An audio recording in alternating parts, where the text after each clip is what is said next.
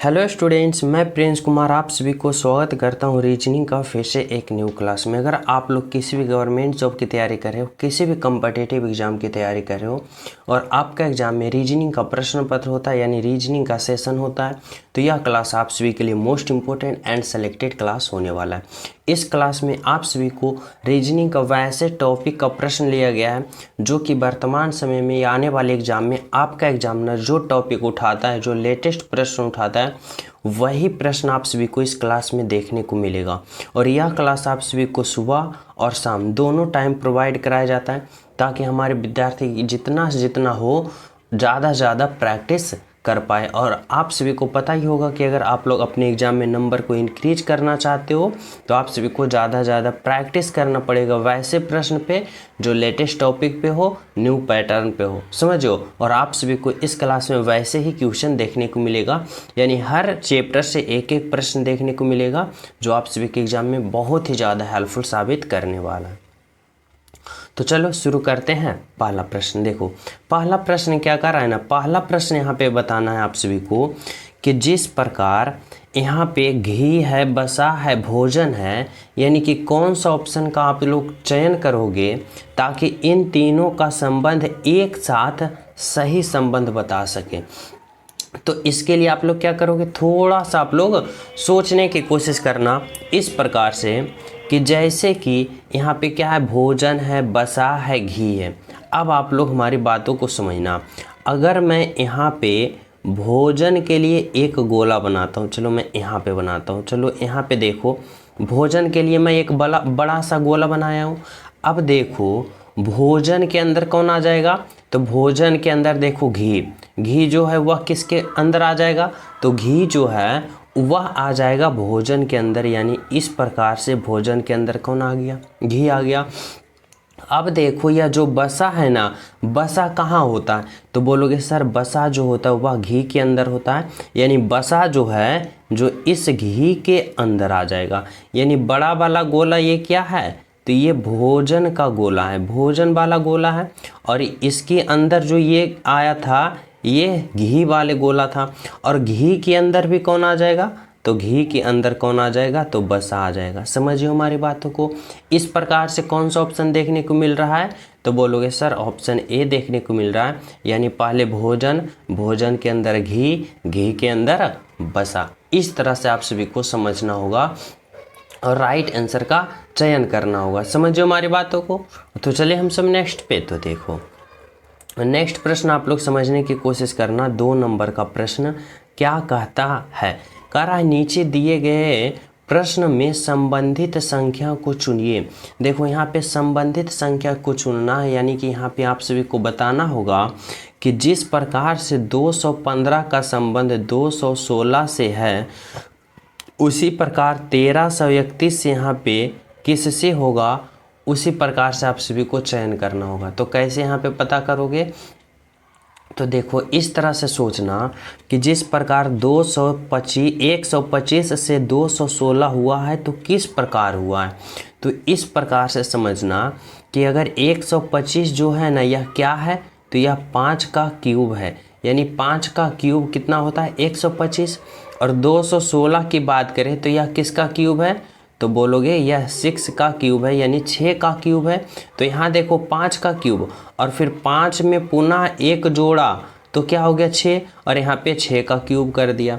इसी प्रकार देखो 1331 यह किसका क्यूब है, तो यह 11 का क्यूब है। और जस्ट 11 में फिर आप लोग क्या करोगे, प्लस का 1 करोगे तो कितना आएगा 12, और फिर यहाँ पे 12 का क्यूब कर देना है। और 12 का क्यूब सभी विद्यार्थी को पता होगा 1728 होता है, जो कि ऑप्शन नंबर सी में दिया गया है, जो कि आपका क्या है, बिल्कुल राइट आंसर है, बिल्कुल सत्य है। समझो हमारी बातों को। राइट आंसर क्या निकल के आया, ऑप्शन नंबर सी निकल के आया। तो चले हम सब नेक्स्ट पे तो देखो, नेक्स्ट प्रश्न आप लोग समझने की कोशिश करना। 3 नंबर का प्रश्न क्या कर रहा है, कर रहा है नीचे दिए गए श्रृंखला को पूरा करें। यह जो सीरीज है ना, यह जो सीरीज है नंबर सीरीज का, इस भाट के जगह यानी क्या होगा ताकि यह सीरीज को पूरा कर सके। समझो हमारी बातों को। तो किस प्रकार से इसमें सोच सकते हो और कौन सा लॉजिक लगा सकते हो, तो देखो हमारी बातों को समझना कि जब भी नंबर सीरीज वाले प्रश्न आ जाए ना, तो आप लोग कैसे सोचोगे, इस तरह से सोचोगे कि यहाँ पे देखो 60 है, यहाँ पे 69 है, यहाँ पे 85 है, तो यहाँ पे क्या होगा। तो कैसे देखो 60 से 69 गया तो क्या हुआ, तो प्लस का 9 हुआ, समझो। फिर 69 से 85 गया तो क्या हुआ, तो 69 से 85 गया तो प्लस का कितना हुआ, तो प्लस का यहाँ पे हो गया 16। कितना हो गया 16।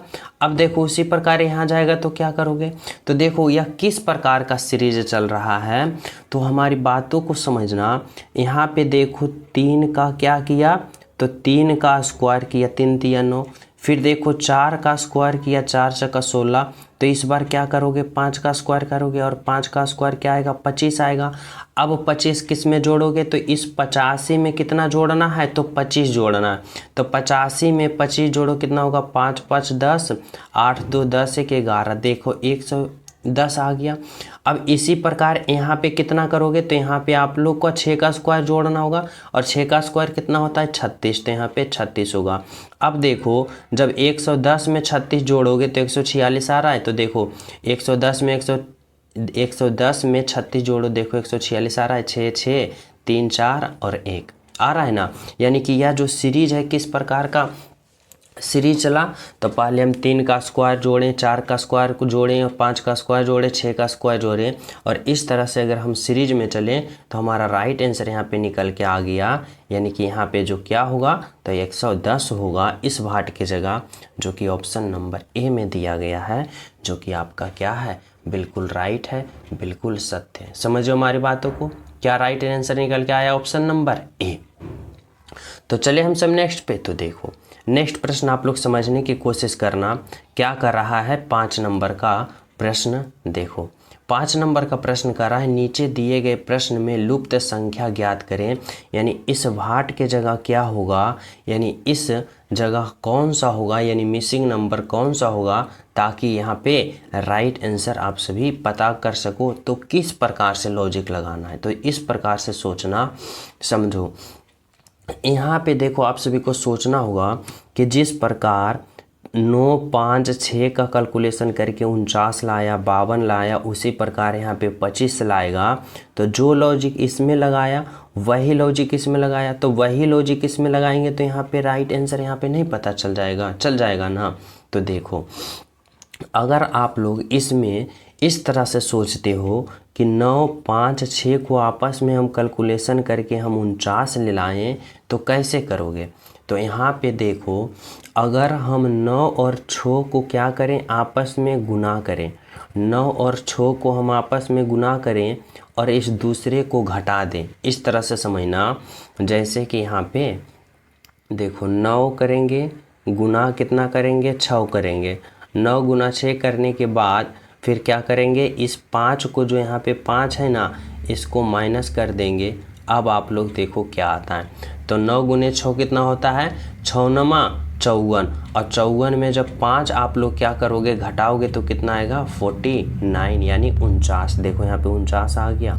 तो बोलोगे जी सर, अब वही लॉजिक इसमें लगाना है, इन दोनों को क्या करना है, गुना करना है और इसको घटा देना है। तो देखो 7 गुने 8 करो और यहाँ पे माइनस क्या करो, 4 करो। तो 7 गुने 8 करोगे कितना आएगा, 7 या ठीक है 56, और जब 56 में 4 घटाओगे तो कितना आएगा, 52, यानी कि 52। यहाँ पे देखो 52 है। तो बोलोगे जी सर, अब वही लॉजिक हमें इसमें लगाना है।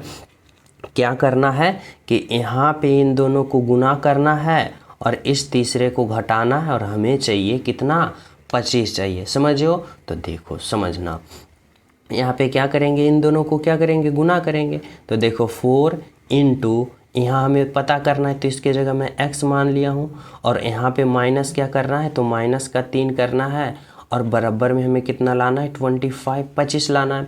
तो इस तरह से आप लोग सोचोगे ना। तो देखो यहाँ पे जब गुना करोगे तो 4 गुने x क्या होगा, 4x, और बराबर ये देखो 25 है और 25 ये 25 होगा और ये देखो माइनस का 3 है, तो इस तरफ जाएगा तो क्या होगा, प्लस का 3 होगा, समझो ना।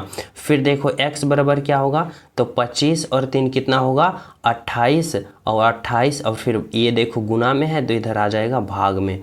तो देखो यहाँ पे जब 28 में जब 4 से भाग दोगे तो कितना आएगा, 4 छक्का 24, 4 सत्ते 28 यानी 7 आया।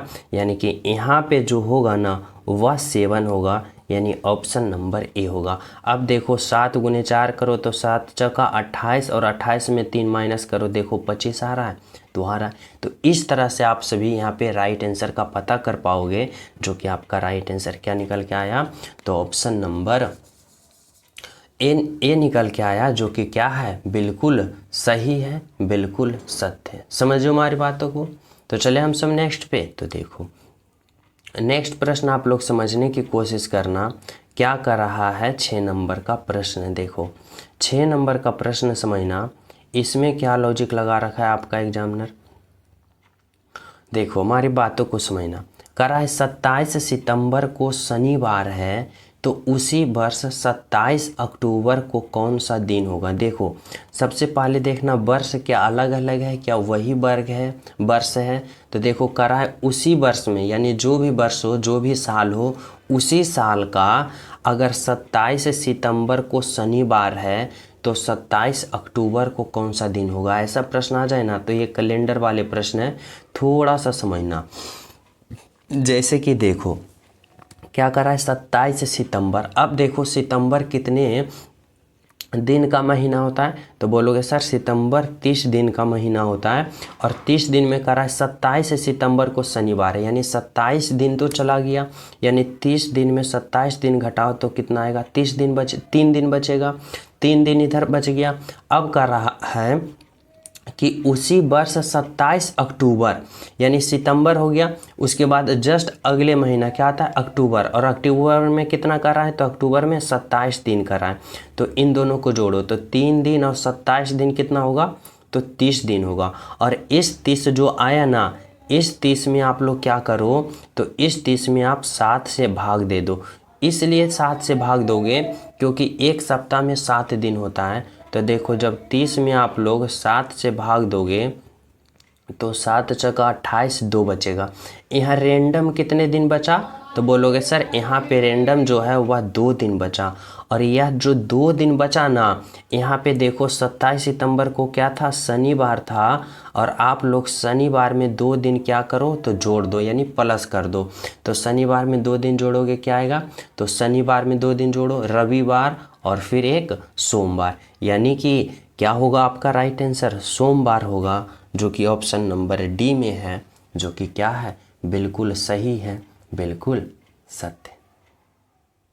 समझिए हमारी बातों को, क्या निकल के आया आपका राइट आंसर, तो ऑप्शन नंबर डी आया, जो कि बिल्कुल सही है।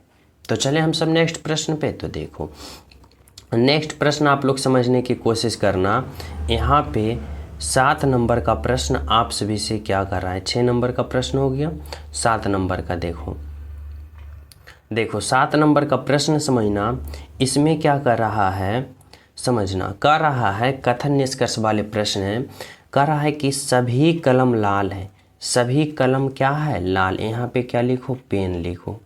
यह जितना भी कलम है ना, यह सभी कलम क्या है, लाल है, यानी कि लाल लिखो। सभी कलम क्या है, लाल है। आगे देखो यह क्या है, कथन 1 है, और कथन 2 को देखो। कथन 2 में कर रहा है कोई कलम सफ़ेद नहीं है। यहाँ पे यह क्या है, कलम, कोई कलम सफ़ेद नहीं है, यानी कि यहाँ पे क्या होगा, सफ़ेद लिखो। और यह सफ़ेद जो है ना, कोई कलम सफ़ेद नहीं, यानी कलम और सफ़ेद में कोई रिलेशन नहीं है। अब आ जाओ किस पे, तो अब आ जाओ निष्कर्ष पे। निष्कर्ष क्या कर रहा है, देखो निष्कर्ष 1 कर रहा है कि कोई सफ़ेद कलम नहीं है। कोई सफ़ेद, सफ़ेद कहाँ है, यहाँ है, और कलम कहाँ है, यहाँ है। अब कर रहा है कि कोई सफ़ेद कलम नहीं है, तो यहाँ पे क्या कर रहा है कि कोई सफ़ेद कलम नहीं है, कलम कहाँ है, यहाँ है, और सफ़ेद यहाँ, यानी सफ़ेद और कलम में कोई क्या है, रिलेशन है, तो नहीं है। और यह भी तो वही कर रहा है कि कोई सफ़ेद कलम नहीं है, या फिर बोले कि कोई कलम सफ़ेद नहीं, इस तरह से भी हो सकता है। यानी कि निष्कर्ष एक क्या है, सही है। अब देखो निष्कर्ष 2 पे आ जाओ। कह रहा है कोई लाल सफ़ेद नहीं है। कोई लाल कहाँ है, तो लाल यहाँ है, और सफ़ेद कहाँ है, यहाँ है। अब कह रहा है कि कोई लाल सफ़ेद नहीं है, तो देखो लाल और सफ़ेद में कोई रिलेशन नहीं है, यानी नहीं है, तो यानी कि क्या है, निष्कर्ष 2 भी सही है। अब निष्कर्ष 3 पे आ जाओ। कह रहा है सभी कलम लाल है। सभी कलम कहाँ है, यहाँ है। देखो सभी कलम कहाँ है, तो यहाँ है, और लाल कहाँ, यहाँ। तो सभी कलम लाल है, तो देखो सभी कलम किसके अंदर, लाल के अंदर है, तो बोलोगे है, यानी कि क्या है, यहाँ पे सभी कलम लाल है, यानी निष्कर्ष 3 भी क्या है, तो सही है। तो इसमें क्या हो सकता है, तो इसमें देखो कि कह रहा है निष्कर्ष 1, निष्कर्ष 2, निष्कर्ष 3 तीनों सही है, यानी सभी निष्कर्ष क्या है, सही है। यानी ऑप्शन नंबर क्या होगा, डी होगा, जो कि बिल्कुल सही है। समझो हमारी बातों को। तो चले हम सब नेक्स्ट पे। तो देखो नेक्स्ट प्रश्न आप लोग समझने की कोशिश करना। 8 नंबर का प्रश्न क्या कर रहा है, आप लोग समझो। कह रहा है कि नीचे दिए गए प्रश्न आकृति का दर्पण छवि चुनिए। दर्पण छवि चुनना यानी दर्पण मिरर इमेज बताना है कि अगर इस आकृति के यहाँ पे आप लोग दर्पण लगाते हो तो इसका प्रतिबिंब कैसा बनेगा, जो आप सभी को बताना होगा। तो देखो मिरर इमेज में क्या होता है ना, कि दाएं वाला फिगर बाएं में चला जाता है और बाएं वाला फिगर दाएं में चला जाता है। तो कैसे समझोगे, तो इस तरह से समझना कि देखो अगर इस तरह से यहाँ पे इस चतुर्भुज के अंदर इस तरह से क्या है, यहाँ पे इस तरह से चतुर्भुज मानो, और इसके अंदर क्या है, गोला है, और इसके अंदर क्या है, तो त्रिभुज है, इस तरह से है ना। अब देखो अगर यहाँ पे मिरर लगाया है, यहाँ पे दर्पण लगाया, तो इसका प्रतिबिंब क्या हो जाएगा, तो ये जो गोला इस घर में है ना, वह गोला इस घर में आ जाएगा। यानी कहने का मतलब है यह जो गोला इस घर में है वह आके इस घर में आ जाएगा। किस घर में आ जाएगा, इस घर में आ जाएगा। और यह जो त्रिभुज इस घर में है ना, वह इस घर में आ जाएगा। लेकिन कैसे आएगा, तो इसका मुंह इधर का है ना, तो उलट के किधर का हो जाएगा, तो उलट के इस तरफ हो जाएगा। अब बताओ ऐसा कौन सा ऑप्शन दिख रहा है, ऑप्शन ए नहीं, ऑप्शन सी नहीं, ऑप्शन डी नहीं, ओनली वन ऑप्शन बी। तो इस तरह से आप सभी को समझना होगा कि आपका राइट आंसर जो होगा ना, ऑप्शन नंबर बी होगा, जो कि क्या है, बिल्कुल सही। समझ रहे हो हमारी बातों को। तो राइट आंसर क्या निकल के आया, ऑप्शन नंबर बी निकल के आया, जो कि बिल्कुल राइट है। यहाँ तक समझ गए हो ना। तो चले हम सब नेक्स्ट पे। और जो प्रिय स्टूडेंट अभी तक क्लास को लाइक नहीं किए हो, लाइक कर देना। सभी विद्यार्थी ईमानदारी पूर्वक लाइक कर देना। जो न्यू हो तो चैनल सब्सक्राइब कर लेना, ताकि आप सभी को सुबह और शाम दोनों वाली क्लास का नोटिफिकेशन आसानी तरीक़ा से मिल सके। चलो अगला प्रश्न देखो क्या है। 9 नंबर का प्रश्न समझना। 9 नंबर का कह रहा है कि नीचे दिए गए निम्नलिखित शब्दों का सही क्रम बताएं। देखो यहाँ पे आप सभी को बताना होगा ना सही क्रम, और सही क्रम का मतलब होता है कि सबसे पहले कौन होगा, उसके बाद उसके बाद उसके बाद उसके बाद और फाइनल अंत में कौन होगा, जो आप सभी को बताना होगा। तो कैसे सोचोगे, तो इस तरह से सोचना, जैसे कि यहाँ पे देखो सबसे पहले क्या होगा, वेतन है, बालक है, रोजगार है, विद्यालय है, कॉलेज है। तो सबसे पहले क्या होगा, तो सबसे पहले की बात करें तो बालक होगा, यानी 2 नंबर। जब वह बालक होगा तो बालक के बाद वह क्या होगा, तो बालक के बाद वह कहाँ जाएगा, तो विद्यालय में जाएगा, यानी 4 नंबर होगा, विद्यालय होगा। विद्यालय जब वह जाएगा उसके बाद वह कहाँ जाएगा, तो उसके बाद वह कॉलेज जाएगा, यानी 5 नंबर। जब वह कॉलेज पास कर जाएगा तो कहाँ जाएगा, वह रोजगार पे जाएगा, यानी 3 नंबर। और रोजगार पे जाएगा उसके बाद वह क्या करेगा, तो वेतन लेगा, यानी कि 1 नंबर। यानी 2 4 5 3 1 कौन सा ऑप्शन में दिख रहा है, 2 4 5 3 1 बोले तो ऑप्शन नंबर ए में दिख रहा है, जो कि क्या है, आपका राइट आंसर है, बिल्कुल सत्य है। बोले तो ऑप्शन नंबर ए क्या है, ऑप्शन नंबर ए है। समझो हमारी बातों को। तो चले हम सब नेक्स्ट पे। तो देखो नेक्स्ट प्रश्न समझना। 10 नंबर का प्रश्न क्या कर रहा है, 10 नंबर का देखो। 10 नंबर का प्रश्न समझना।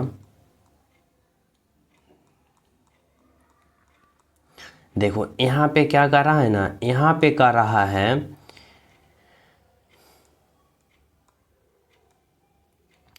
कि नीचे दिए गए प्रश्न में संबंधित शब्द को चुनिए। यहाँ पे देखो शब्दों का संबंध बताना है इस बार इस प्रकार से कि यहाँ पे क्या है, कवई का संबंध मीठा पानी से जिस प्रकार है, खारा पानी से उसी प्रकार संबंध यहाँ पे किससे होगा। तो कैसे सोचोगे, तो हमारी बातों को समझना। पहले तो आप लोग ये जानो कि आखिर ये जो कवई होता है वह क्या होता है। तो बोलोगे सर यह जो कवई है ना, यह कवई है जो एक क्या है, तो यह एक मछली का प्रजाति है। हमारी बातों को समझना, कवई जो है ना यह एक मछली का प्रजाति है, इस प्रकार से समझना। तो देखो कवई जो है ना एक मछली का प्रजाति है जो कहाँ रहता है, तो मीठा पानी में रहता है। मीठा पानी यानी उसे कहते हैं जैसे पीने वाले पानी हो, जैसे तालाब हो, नदी हो, ये सब मीठा वाले पानी होता है। अब उसी प्रकार से सोचना है कि खारा पानी यानी कौन सा मछली है जो खारा पानी में रहता है। और खारा पानी उसे कहते हैं जो नमकीन होता है जिसे पी नहीं सकते हो, यानी कि जैसे समुद्र का पानी क्या होता है, खारा पानी। तो कौन सा उसमें मछली रहता है, सांप तो नहीं, मेढक नहीं, मगरमच्छ नहीं, तो क्या होगा, स्नेह मीन। स्नेह मीन एक ऐसी प्रजाति की मछली है जो वनली वन खारे पानी में ही रहती है, मीठे पानी में वह सरवाइव नहीं कर पाएगी। यानी कि वह कौन सा पानी में रहती है, तो खारा पानी में रहती है। जिस प्रकार कवई मीठे पानी में रहती है, उसी प्रकार स्नेह मील यानी खारा पानी में रहती है। समझो हमारी बातों को। तो चलो नेक्स्ट प्रश्न समझना क्या कर रहा है। 11 नंबर का प्रश्न देखो क्या है, आप लोग समझना। यहाँ पे 11 नंबर का प्रश्न डायरेक्शन वाले प्रश्न है और इसमें आप लोग कुछ पॉइंट याद रखना, जैसे कि ऊपर की ओर उत्तर कहते हैं, नीचे की ओर दक्षिण कहते हैं, इधर मैं पूर्व कहता हूँ और इधर मैं पश्चिम कहता हूँ। समझो हमारी बातों को। अब देखो कह रहा है रमेश अपने विद्यालय से प्रारंभ करके 4 किलोमीटर उत्तर की ओर गया। मैं चलो मान लेता हूँ कि रमेश का विद्यालय यहाँ है। कहाँ, यहाँ। अब कह रहा है रमेश अपने विद्यालय से प्रारंभ करके 4 किलोमीटर उत्तर की ओर गया, यानी 4 किलोमीटर उत्तर जाएगा, यानी ऊपर की ओर जाएगा कितना, 4 किलोमीटर। समझो। चलो आगे कह रहा है उत्तर की ओर गया, ठीक है। फिर वह बाईं ओर मुड़ा और 2 किलोमीटर चला। देखो यहाँ है ना, यहाँ से कहाँ गया, तो बाईं ओर मुड़ा, और बाईं ओर मुड़ेगा कहाँ आएगा, इधर आएगा। और कितना चला, तो बाईं ओर मुड़ा और 2 किलोमीटर चला, यानी यहाँ पे आ गया और 2 किलोमीटर चला बाईं ओर मुड़ने के बाद। करा हुआ फिर बाईं ओर मुड़ा और 4 किलोमीटर चला। यहाँ से बाईं ओर मुड़ा ना, तो यहाँ से बाईं ओर मुड़ेगा तो किधर आएगा, यहाँ आएगा। और कितना चला, तो 4 किलोमीटर चला, यानी कि 4 किलोमीटर चला। समझो। आगे करा वह फिर दाईं ओर मुड़ा और 2 किलोमीटर चला। यहाँ जब आया ना तो उसका मुख किधर है, इस तरफ है। और यहाँ से जब दाईं ओर मुड़ेगा, तो दाईं ओर मुड़ेगा तो किधर होगा, तो इधर होगा। और कितना चला, तो इधर चला 2 किलोमीटर। देखो यहाँ पे, यानी कि 2 किलोमीटर चला और यहाँ पे पहुँच गया। अब देखो प्रश्न क्या कर रहा है, कह रहा है वह अपने विद्यालय से कितनी दूरी पर स्थित है। देखो उसका विद्यालय यहाँ है और वह पहुँच रखा है यहाँ, और यहाँ के बीच की दूरी 2 किलोमीटर है, और यहाँ के बीच की दूरी देखो इधर 2 किलोमीटर है, तो ये भी 2 किलोमीटर होना चाहिए। तो 2 किलोमीटर और 2 किलोमीटर क्या होगा, 4 किलोमीटर होगा, यानी ऑप्शन नंबर डी होगा, जो कि क्या है, आपका राइट आंसर है। समझ रहे हो ना हमारी बातों को। तो चले नेक्स्ट पे। तो देखो नेक्स्ट प्रश्न आप लोग समझना क्या कर रहा है। 12 नंबर का प्रश्न, 12 नंबर का प्रश्न कर रहा है कि नीचे दिए गए प्रश्न आकृति कौन सा उत्तर आकृति में निहित है, यानी बताना है कि यह जो प्रश्न आकृति है कौन सा ऑप्शन में समाहित है, यानी सम्मिलित है, जो आप सभी को क्या करना है, बताना है। तो कैसे पता करोगे, तो इस तरह से सोचना कि यहाँ पे देखो प्रश्न आकृति में क्या है, डब्लू है, इस तरह से। और कौन सा ऑप्शन में डब्लू दिख रहा है, जो आप सभी को क्या करना है, बताना है। तो देखो अगर हम बात करें ऑप्शन ए में तो कहीं दिख नहीं रहा, ऑप्शन बी में नहीं दिख रहा, ऑप्शन सी में नहीं दिख रहा। अब बात रहा ऑप्शन डी में, तो ऑप्शन डी में देखो यहाँ से स्टार्ट हुआ, फिर इधर गया, फिर इधर गया, इधर गया, यही डबलूना है। यानी कि यह जो आकृति है ऑप्शन नंबर सी में सम्मिलित है, जो कि आपका राइट आंसर है, बिल्कुल सही आंसर है। समझ रहे हो? अगर आप लोग कन्फ्यूज हो गए तो बोलोगे सर अगर बी की बात करें, डी की बात करें तो यहाँ भी देखो इस तरह से हो रहा है, लेकिन यहाँ पे अगर हम बात करें तो यहाँ पे इस तरह से हमारी बातों को समझना कि देखो इसका जो यहाँ से यहाँ आया और उसके बाद यहाँ गया, यानी इस छोटे वाले डायरेक्शन को समझना। यहाँ पे छोटे वाले को देखो इस तरह से, यहाँ पे देखो यहाँ पे 50-50 बच गया। यहाँ पे अगर हम इसका बात करें तो इसका 50 यहाँ पे आना चाहिए, यानी कि ये यहाँ तक पहुँचना चाहिए। समझ हो ना हमारी बातों को? लेकिन ये पहुँचा है कहाँ तक, तो ये यहीं तक पहुँचा है। लेकिन इसका जब बात करें तो यह आधा पहुँच गया है। किसका? इस लकीर का देखो आधा तक पहुँच गया, लेकिन यहाँ 50 तक नहीं पहुँचा है, यहीं तक पहुँचा है। यानी कि यहाँ पे आप लोग को कंफ्यूज होने की ज़रूरत नहीं है, क्योंकि आपका राइट आंसर जो होगा ऑप्शन नंबर सी होगा। समझ हो ना हमारी बातों को? इस तरह से आप लोग को समझना होगा। तो चलिए हम सब नेक्स्ट पे। तो देखो नेक्स्ट प्रश्न आप लोग इस प्रकार से समझना। देखो 13 नंबर का प्रश्न समझना क्या कर रहा है। 13 नंबर का प्रश्न कर रहा है नीचे दिए गए प्रश्न में विषम शब्द को पहचान करें। विषम शब्द को पहचान करना यानी बताना है option A B C D में, यानी 4 ऑप्शन में 3 ऑप्शन एक समान होगा और एक ऑप्शन सबसे अलग होगा, हट के होगा। जो कौन ऑप्शन होगा वही आप सभी को पता करना है। तो कैसे करोगे? तो देखो यहाँ पे क्या है, माँ बेटी है, पिता पुत्र है, चाचा भतीजा है और भाई बहन है। देखो अगर हम बात करें तो थोड़ा सा लॉजिक लगाना। यहाँ देखो माँ से बेटी हुई है, माँ से बेटी, यानी कि यहाँ पे क्या हुई है, तो 2 पीढ़ी की बात करी है। एक पीढ़ी तो माँ हो गई और एक पीढ़ी बेटी हो गई। समझो इसी प्रकार देखो एक पीढ़ी हम उसे कहते हैं कि जो स्टेप बाय स्टेप, जैसे कि पहले पिता, पिता के बाद फिर पुत्र, पुत्र के बाद फिर पुत्र, पुत्र के बाद पुत्र, इस प्रकार से क्या कहते हैं, एक पीढ़ी से दूसरी पीढ़ी। समझो ना? तो देखो पिता है, उसके बाद फिर क्या होगा, पुत्र होगा, फिर देखो चाचा है, फिर क्या होगा, भतीजा होगा। यानी एक एक स्टेप बढ़ रहा है, एक एक पीढ़ी बढ़ रहा है। लेकिन जब बात करें भाई और बहन का, तो भाई बहन क्या होता है ना कि एक ही पीढ़ी में आता है, यानी एक ही पीढ़ी के अनुसार दोनों होता है, यानी कि दोनों का कार्यकाल एक साथ होगा। जैसे भाई होगा और बहन होगा, इस तरह से होगा। यानी सबसे अलग की बात करें तो ऑप्शन नंबर डी होगा। समझ रहे हो? इस तरह से आप लोग को समझना होगा। ऑप्शन नंबर बोले तो डी। चलो अगला प्रश्न देखो क्या है।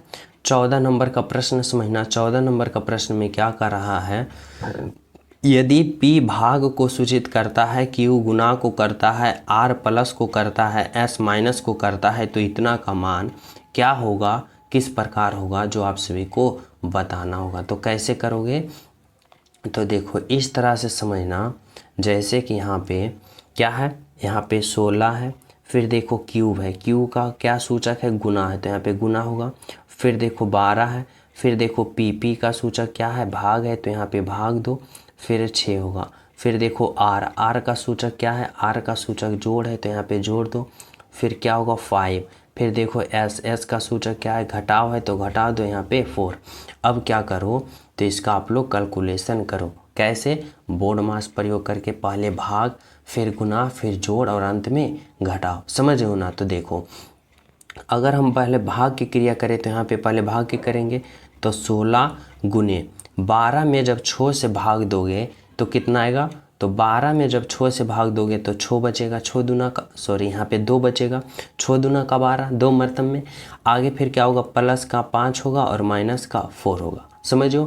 अब देखो भाग का ख़त्म हो गया, तो फिर क्या होगा, गुना का क्रिया। तो देखो 16 गुने 2 करोगे तो कितना आएगा, 16 दूना का 32 और प्लस का 5 और माइनस का 4। अब देखो इसका क्या करो, जोड़ करो फिर घटाव करो, यानी 32 प्लस 5 करोगे कितना आएगा, 32 और प्लस 5 37, और जब 37 में 4 घटाओगे तो कितना आएगा, तो 37 में 4 घटाओगे 33, यानी 33। यानी कि कौन सा ऑप्शन में दिख रहा है, तो ऑप्शन नंबर बी में दिख रहा है, जो कि क्या है, आपका राइट आंसर है, बिल्कुल सही आंसर है। समझिए हमारी बातों को। तो चलिए नेक्स्ट प्रश्न पे। तो देखो नेक्स्ट प्रश्न आप लोग समझने की कोशिश करना। 15 नंबर का प्रश्न आप सभी से क्या पूछना चाह रहा है आपका एग्जामिनर, कराए नीचे दिए गए प्रश्न में लुप्त संख्या ज्ञात करें।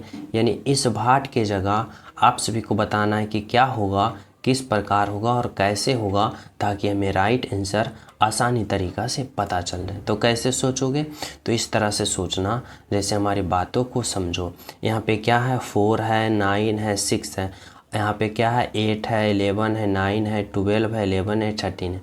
यानी यहाँ पे आप सभी को पता होना करना पड़ेगा कि जिस प्रकार 4, 9, 6 को कैलकुलेशन करके 38 आया है, 56 आया है, उसी प्रकार यहाँ पे क्या आएगा। तो कैसे सोचोगे, तो इस तरह से सोचना कि जैसे कि अगर हम इस 4, 9 और 6 से हमें 38 लाना है तो क्या करेंगे, तो इस 4 को, 6 को और इतना को, यानी इन तीनों को क्या करो, आपस में जोड़ो। तो देखो क्या करोगे, 9 4 कितना होगा, तो 9 और 4 13, और 13 और 6 कितना होगा, 19। यानी कि जब हम तीनों को जोड़ें तो कितना आया, तीनों को जोड़ें तो 19 आया, लेकिन हमें चाहिए 38। तो 19 में 2 गुना करो, देखो 38 आ रहा है।